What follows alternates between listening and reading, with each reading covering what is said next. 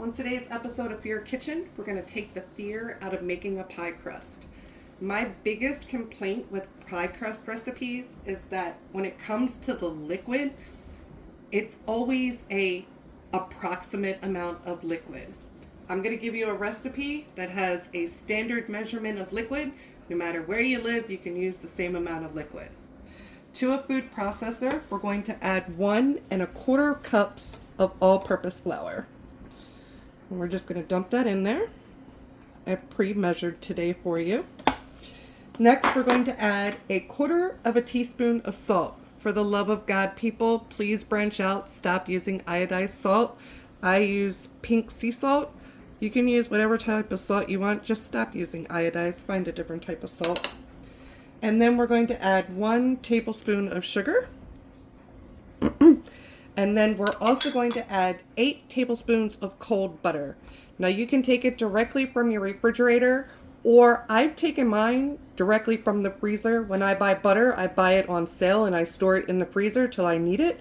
And as you can see, my butter is solid. You can't squeeze it. It's okay if you use frozen butter, or it's okay if you use just plain refrigerated butter. Now we're going to put a lid on our food processor. And I always have the worst time trying to get the lid on my food processor. It never wants to work for me. So,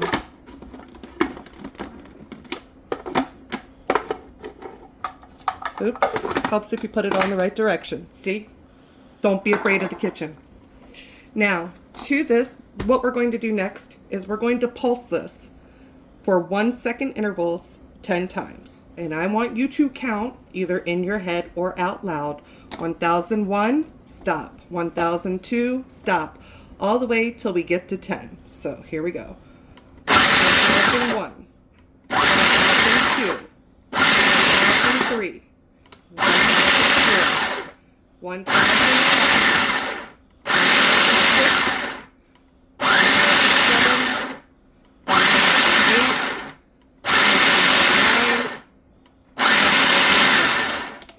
Now if we take the lid off, we can see that the butter has been broken up into small, very tiny pieces, and that's exactly what we want to see.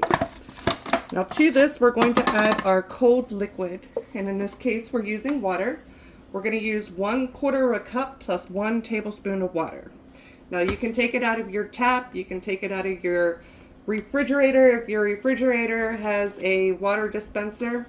But what I like to do is while I'm preparing the dry part, I like to store my pre-measured liquid in the refrigerator so that it gets nice and extra cold, or you can even store it in your freezer. We'll just grab it from the fridge real quick.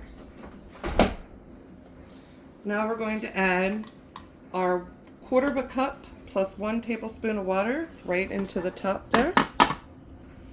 No hidden tips, tricks, or secrets there. We're going to pulse this again for 1-second intervals 10 times. And we're going to count again, 1001, 1002. 1001, 1002, 1003, 1004, 1005, 1006, 1007, 1008, 1009, Now, when we take our lid off, you're going to notice our dough looks like this, and what we're looking for is when we pinch it with our fingers, the dough sticks together.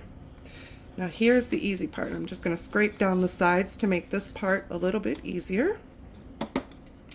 Now what we want to do is we want to make this dough into a ball.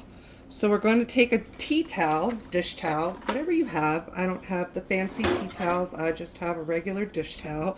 And this is clean. And we're just going to dump our dough right onto the dish towel.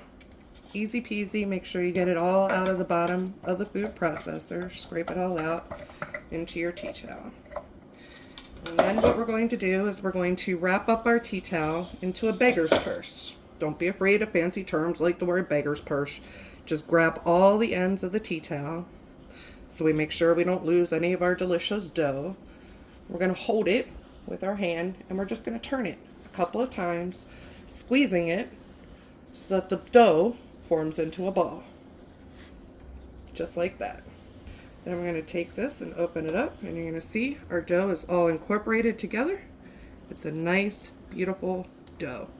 Now from here, you can either use this right away, you can wrap it in plastic wrap and store it in your refrigerator until you're ready to use it, or you can also wrap it in parchment paper and stick it into a freezer safe bag and store it in your freezer, and this will store beautifully for 6 months.